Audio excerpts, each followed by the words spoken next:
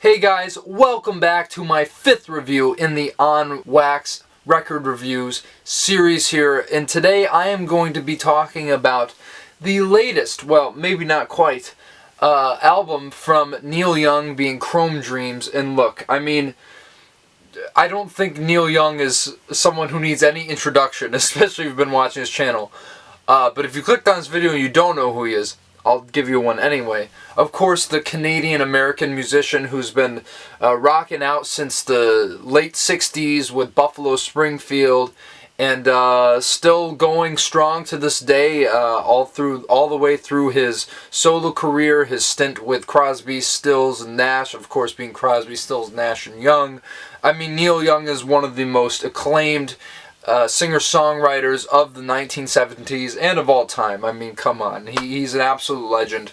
And this album is really a big part of his legend, because this was originally an acetate record for, I believe, Reprise at the time. And he wanted to submit it for, album release, and they kind of declined it for some reason, which I find quite bizarre, because a lot of these songs ended up turning up on a lot of his albums in the following years. And I've listened to Neil Young's entire catalog all the way from the 60s all the way through the 70s. And look, I mean, if I haven't said this before, I love Neil Young. I mean, he's definitely a genius, no question about it. But I've never loved his discography as much as everyone else. But, there's always something to find within Neil's music that really draws you in. And really, I mean, that beautiful tenor voice of his, the amazing chops he has as a guitarist, one of the best we've ever had.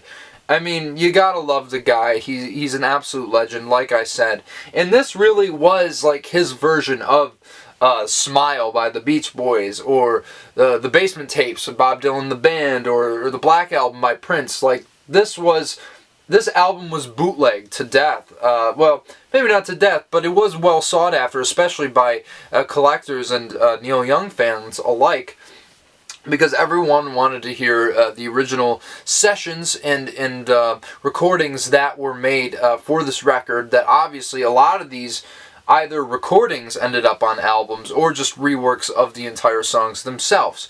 And look, I really would have to say I think this is one of Neil's stronger records, and I think it really shows you at this time he was near the top of his game from a songwriting standpoint, especially from that opening Pocahontas, which actually showed up on Rust Never Sleeps, which is an album maybe I like a little bit more. I definitely like the version on that album slightly more, because there's some overdubs on there and it kind of fleshes it out a bit.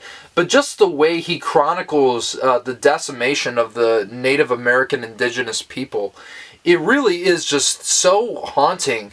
But then it takes a very surreal turn when he's like talking about how he'd trade 1,000 pelts to sleep with Pocahontas and ask her how she felt. And then, of course, Marlon Brando shows up by the fireside. And, of course, I love the fact that he included Brando in there, because of all of you who know, the infamous moment at the 1973 Oscars when he sent the late Sachin Littlefeather up to accept, or not accept, but rather decline his Oscar for The Godfather.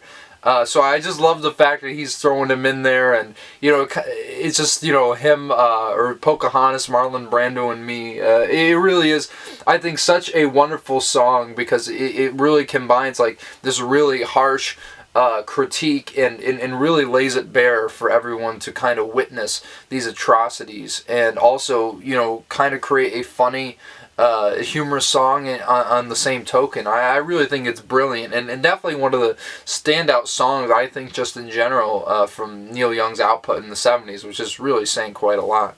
And the second track, Will to Love, never really been huge on this one. It's really bizarre, because it almost does sound like demo quality, and I thought that, and then I'm like, wait, this was on American Bars and Stars. And, maybe that's why I'm not as huge on that album. Not that I dislike it or anything, but it must feel a bit long-winded and overblown from what I remember, or undercooked in this case, because there's some really cool, production techniques on like the xylophone and some of his vocals, but a lot of it just sounds like it's drowned in the mix. There's like crackling of fire. I'm sure it was intentional, but I've never really been huge on it, and also it goes on for 7 minutes long, so it kind of drags the length of this record out. So I've never really been huge on it myself. But Star of Bethlehem, which was later released for Homegrown, which is another one that you wanted to get released in the 70s, and it's interesting enough that a couple of those songs show up on here. And I really, really like that track. It really isn't one of the standouts for me, but I remember really appreciating it when I listened to it. But I mean, let's be honest, guys. Like a Hurricane, which also appears on American Bars and Stars, you could put up the argument that that's Neil Young's best song. I really think it might be my favorite Neil Young song of all time. Just when you hear that opening guitar riff, the distorted, drawn out licks that he's doing, it's just absolutely incredible. And of course that chorus, "You are like a hurricane," it's just so iconic. And my goodness, when he starts shredding that guitar, it is hypnotic. And not only one amazing guitar solo on this song, but let alone two. And it's like an over 8-minute sprawling epic. And I just absolutely think it is some of the most mind-bending, just absolutely beyond compelling guitar solos I've ever heard in rock music. I really think this is, if you need further proof that Neil Young is one of the greatest guitarists of all time, look no further than this song. It's an absolute masterpiece in his catalog, like I said, and it could be the crowning achievement of his entire songwriting career, or maybe at least from a sonic standpoint, because I really don't think Neil Young ever went this hard, and maybe he never went this hard again. I don't know. It's tough to say, but definitely my favorite song off of this entire record for sure. Too Far Gone was another song that I hadn't heard up until this point, and I just think it's such a beautiful plaintive ballad about love lost, and I just think waxed on so poetically in the best way Neil Young could conjure it up. I really think it's such a wonderful highlight on this album, and really wish I had heard it sooner. Which then leads me into Hold Back the Tears, which is one of the longer songs on this album. I find it fairly, I don't want to say lifeless, but I find it a bit overlong, and I think it's just kind of repetitive in some ways. I don't think the melody, it kind of sticks with you, but it isn't one of those songs where you're going to be like having it stuck in your head on repeat, like the chorus of Like a Hurricane. Never been one of my favorites on this album, really, but I still, appreciate it for what it is. And Homegrown, another one that first appeared on American Bars and Stars, I really think this one, it didn't really, I think it's a bit too short for its own good for me to fully love it, but I do think it's quite a good song. In Captain Kennedy, the song that follows, is also a really interesting story song about this. It seems like this war veteran who's kind of, been ridiculed and mocked, and kind of has like a little bit of a sad, downtrodden life as his life does eventually reach its end. And it is a really, really interesting character song. And I do like it when Neil Young inhibits certain characters and kind of explores that. I mean, I really do with any songwriter, but especially when Neil Young does. But yet again, I wish there was a bit more I could latch onto in that song. Yet again, I felt like, not that it's super short or whatever, but I would have loved to see a little bit more exploration of that character in that song. And then, of course, you got String Man, which supposedly is about Stephen Stills. I wasn't too familiar with it before. Obviously, it's not one of his biggest hits or whatever, but I did like it for what it was. Once again, I'm not going to have some things to say about some of these songs, just really the ones I love the most. But I still, enjoyed it for what it is. I just feel like a lot of these songs are a bit down-tempo. I can't really get into all of them lyrically. And maybe that's the problem with some of Neil Young's discography that I have overall. It's just sometimes I don't know, like I'm just not drawn into the melody. Some of them, I will say, as great of a songwriter as he is, I think some of the melodies are a bit awkward, like on Sedan Delivery Driver, which isn't to say it's a bad song, and I was a little bit familiar with this because I heard on Rust Never Sleeps.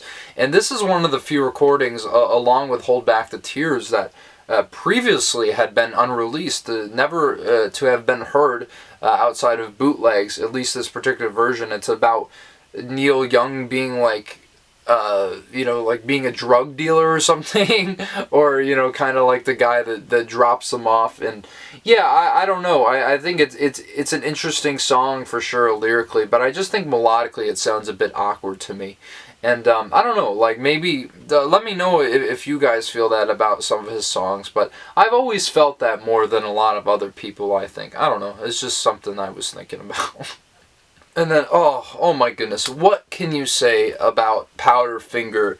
This is another one that I think you could make the argument for being Neil Young's best song, though I don't really feel that way in this particularly stripped down version. The version on Rust Never Sleeps, I mean, let's be honest, that is the definitive version of that song with that amazing guitar that and I mean, just not having that here kind of like holds it a bit back for me, though I completely admit, like, I understand that this came first. And look, I still love this song. I mean, how can you not love this lyrical masterpiece of a song? The loss of innocence and life just being thrust upon the narrator by circumstance. And it's just such a heartbreaking, beautiful song. The melody is amazing. One of the best he's ever done. And yeah, just like those lines like, and then my face splashed in the sky. It's like, oh my goodness, just so beautifully poetic and in every single way, and just an iconic Neil Young tune for sure. Though, as I said, I do love this, but I really do prefer the one on Rust Never Sleeps, and I think almost every other Neil Young fan in the universe would agree with me on that. And also, I gotta say, another track I was very familiar with, Look Out For My Love, which appeared on Comes a Time, which is actually one of the only couple Neil Young records I really love. And I love the harmonies on here. I love the lyrics. It's very poetic. It's very dark. It's very mysterious.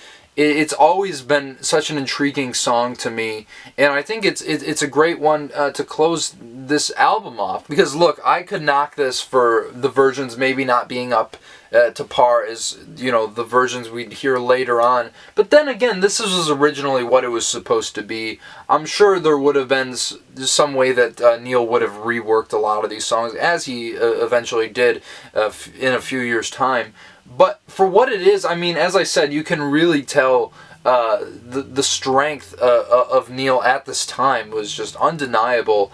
And a lot of these songs have gone on to become classics in his repertoire and classics in general. So yeah, I really am glad that after all this time, Neil was finally able to release this. Good timing, better late than never. And yeah, guys, I'm going to give Chrome Dreams an 8 out of 10. Yeah, just another one of a really, really solid album and a very, very solid discography all across the board. Gotta give it up for Uncle Neil there. Gotta love him as a singer, songwriter, guitarist extraordinaire, what have you. The guy's amazing. So yeah, guys, let me know what you think about Chrome Dreams if you have listened to it. And smash the like button, subscribe to the channel. I'm going to try to be bringing more album reviews in the near future, as well as the countless number of movie reviews coming on here, like Bottoms, which I am so excited to see this weekend. Definitely one of the films I am looking forward to the most at the beginning of this, at the end of this, is it the beginning or the end of the summer movie season going into the fall movie season? I don't know, but I'm still beyond excited for it. And yeah, guys, until the next video, take it easy now, and I will talk to you later.